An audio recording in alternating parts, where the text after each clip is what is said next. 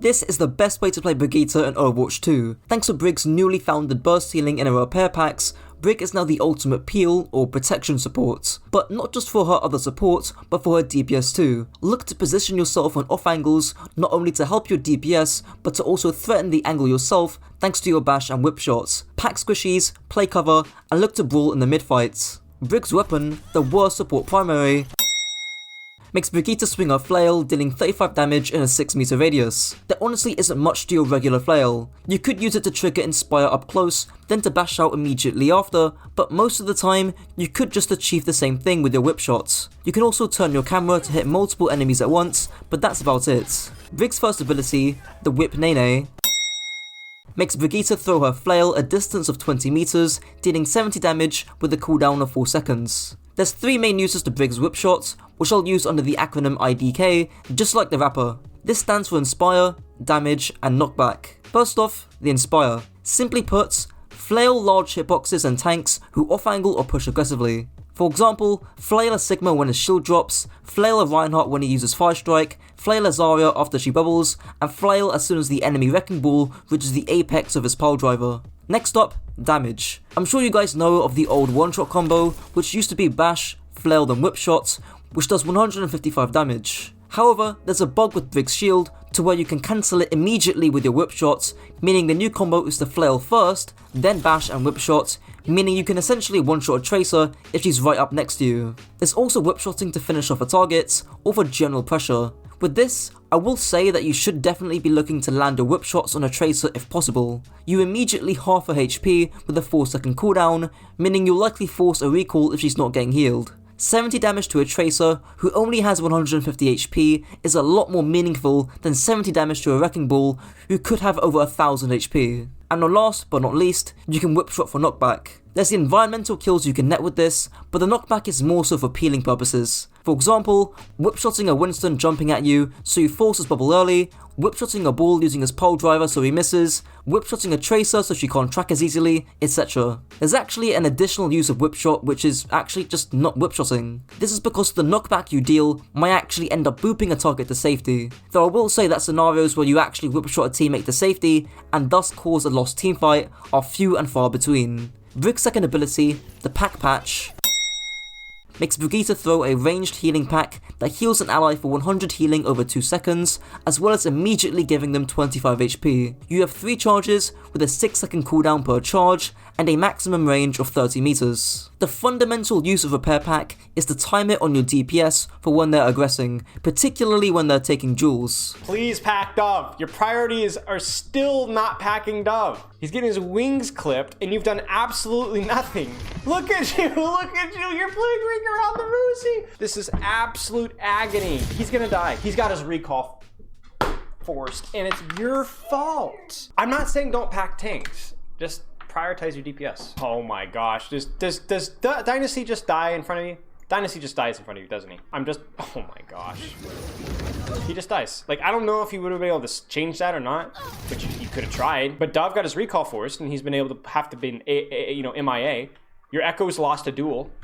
All of these things that you could have helped with. The secondary use, which is also linked into that, is for the burst heal and peel. Because of the new 25 burst healing, you can stack these repair packs on top of each other to make one of your teammates essentially unkillable. Look at this example on New Queen Street against a top 500 Ball Tracer dive. Meta 1 on the Brig just gives his Zen 2 packs and he's basically unkillable. This doesn't just apply to Zen of course, but to also any other squishy teammate who's feeling the heat. A last note before moving on, please don't waste your repair packs. If you waste them, you won't actually have them for when you need them, and this can easily cause a lost teamfight. Brig's third ability, the worst shield in the game, gives Brig a 300 HP barrier that gets put on a 5-second cooldown when it gets destroyed.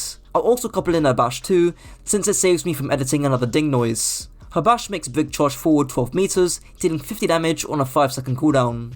Brig's shield is just often viewed as a medium to use her bash, but good use of Brig's shield can be a lifesaver. Your shield will mainly be used to make rotations safely and or to survive or threaten a duel. As a result, you'll need to learn out the shield dance, which isn't too difficult. Just weave in your shield with your swings, allowing your armor and inspire to relieve the pressure off your shield. If you're dueling a soldier on an off angle for example, you'll want to save your shield in anticipation for his helix rockets because of its burst damage. However, you can regularly weave in your shield with its normal primary fire, since it's small increments of damage that your armor and inspire can slowly heal up. Holding Brig's shield also puts you in third person, which can be useful for scouting before a fight begins. What if you shielded around this corner and peeked and pinged people? Right here, you turn this corner, screw the tracer. Yeah. Like you would be like on a torb here. Okay, that affects my decision. Maybe I'm gonna swing wide with the DPS here. Like you're gonna provide information to your team. Now onto Brig's bash. Holy Shift Kid covered this in his guide, but likewise to your Whipshot, there's 3 uses of your bash. For mobility, damage, and inspire. In terms of mobility, you'll be using bash to escape danger, especially on off angles. I'll have a clip of Spyro referring to this example in Rialto later on, but say you're holding either of these angles with your DPS. If there's too much pressure, you can simply bash out for mobility to escape these scenarios. In terms of damage, you'll be using bash to finish off an enemy or to quickly burst one down. For example, again on Rialto, if you're holding this high ground on first point defense and a Genji, Hanzo, Ashe, or any squishy comes up to contest the high ground, you can bash aggressively to put pressure on these squishies, which should force them off the high grounds. Or at the very least, you'll force them to get healing. The combo talked about earlier can also come into play here as well. Holy Shift Kid advises using bash as a finisher in these scenarios, since if you use it too early, you might not have it if you need to escape, which is a fair point. Lastly, touching on your inspire. Using bash for inspire is pretty niche and really comes by proxy of using your bash for damage as touched on prior. Speaking of your inspire, Brig's passive, Inspiration, makes Brig deal 15 healing per second for 5 seconds in a 20 meter radius. Even though your inspire is passive, you can look to proactively proc it, and it's simpler than you might think, as ex-contenders coach Sword explains here. You gotta walk up. That is the big thing people don't understand. Yes, one of your major goals is to keep Zen alive in dive. But your other major goal is, I need to proc inspire so my team doesn't die. You need to know when you need to brawl. And this is when point number 2 comes in. Can I take space? If flank's clear, you can probably look to start taking... You don't have to worry about the Zen, so you could potentially take space, but there's one other factor that you need to keep in mind when I can take space. Is my front line applying pressure? Is him, maybe him? Are they applying pressure to where I can walk up and take space? Yes? Well, walk up, man up, walk up. You have nothing to fear. No one's looking at you. You take the space. You go to the closest terrain so that you can go melee things, right? Here's a visual example of the mistake Sword is describing. Here, the Brig is practically glued to the Zen in the backline, even though she could be getting value on the high ground. Not just for the reason of proccing Inspire, but to also physically control this area of the map. Obviously, you can't just walk up and leave your Zen, hence the solution is to walk up together. I'll explain this a bit more in the penultimate section of the guides. Brigitte's ultimate, Who Cares, is getting a rework, makes Brigitte provide 15 overhealth every half second and up to 100 overhealth on yourself and allies. It lasts 10 seconds and gives you a 30% speed buff. Since Brig's Rally is getting reworked in Season 4, I'm not going to go too in depth on its usage. In short, Rally should be used to either take or hold space. For example, on Junkertown third point attack, if you want to take high ground, Rally can help you do so. And if you're defending this high ground on Junkertown third,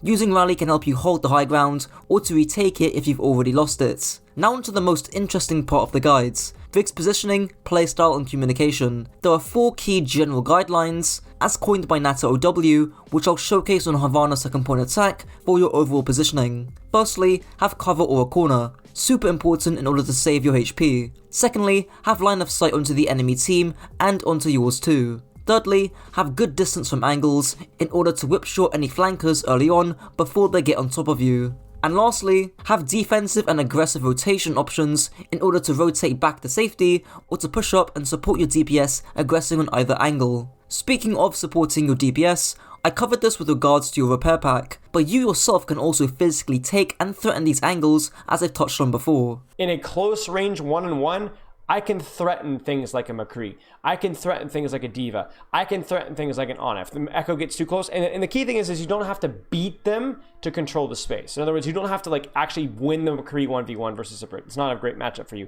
but you can whip shot them away. You can say, hi, this spot's mine. Not necessarily because I can beat you in the 1v1, but because I can get rid of you. The real problem here is, once again, now I don't know if you could have gotten here, right? It's this. You could have walked backwards, seen your soldier coming from spawn, going high ground, and then take this position with him. Or this, right? You could have walked forward with this, pocketed your sojourn, procced a whip shot on this, done the exact same thing, but done it from a position where you could actually pocket the soft angle. Shockingly, soldier drops. I wonder why. Yeah.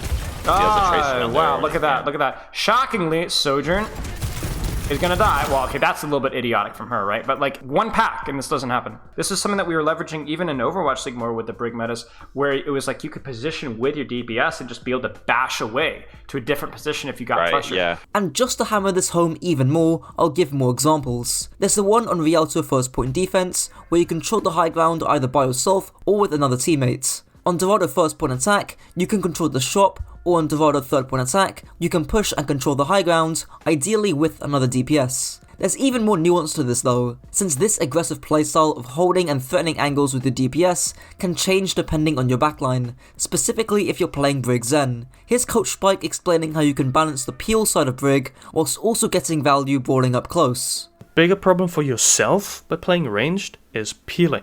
It's very hard for the heroes who should peel for you to be an active member in the fight, while also being able to peel for you if you are far away. This creates a very awkward moment for heroes like D.Va or Brig, for example. They want to go in as well and fight and follow up on engages and brawl. But if they push up, they leave you alone, which makes you incredibly vulnerable to flankers. If they don't push up, they can help you with threats, but they're completely useless for the fight itself. If you play closer, they can deal damage, but still have the opportunity to quickly turn around and help. And lastly, I'll end off with communication. Especially in Brig Zen, communicating when you're moving is super important in order to stay on the same page with your team. Take this example on Ilios. Here, our Brig Zen backline are aggressively rotating, whilst our dive crew, being our Sombra and Ball, are busy setting up their dive. As a result, our backline get completely shredded because we're basically taking a 3v5 here, as our Ball and Sombra aren't ready yet. A quick fix to this, as Brig, is to simply say, we're ready to rotate, and this will prompt your dive crew to say, we're ready to dive, or maybe they'll say, wait, now we're ready, and then you can rotate and dive as one. This makes the rotation much easier and safer. Your tank player can also be calling the dive too, not just the Brig.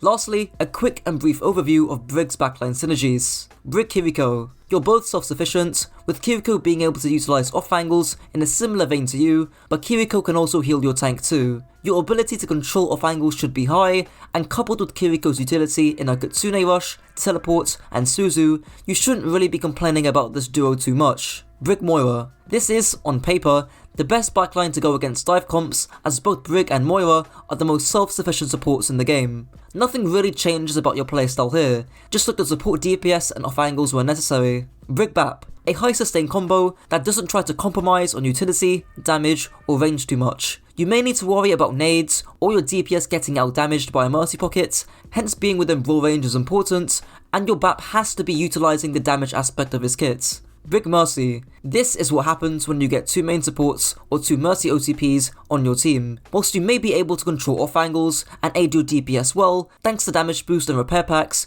you're missing out on the utility and damage a Brig Bap or a Brig Zen could bring. Brig Honor. A versatile duo for Brig that gives you a lot of freedom on the hero. Your Honor can take care of healing your tank, but you may also want or need to support your Honor if she gets dove and or if she looks to flank and get a cheeky nades. Play it as you would, looking to control those off angles around the fight, supporting your DPS whilst doing so. Brig Lucio, the classic combo that helped cause 2 months of PTSD in the Overwatch League. Obviously this works best with short range brawl comps, and ensure you use your packs with purpose. Look to utilise corners and hardcover to regenerate your packs as well as your own HP. Brig Zen, the duo with the greatest potential but can also greatly flop. This will certainly test your awareness on Brig looking out for flankers as well as your packer management. In essence, saving enough packs to burst heal Zen, but also balancing that out with healing your tank. Well, that's it for the video. This guide, especially the penultimate section, was a bit more complex than I thought it'd be, but I hope it's digestible enough. If you enjoyed, make sure to like, comment and subscribe, and if this video helped to raise your IQ, be sure to share it with your friends to also raise theirs. Until next time.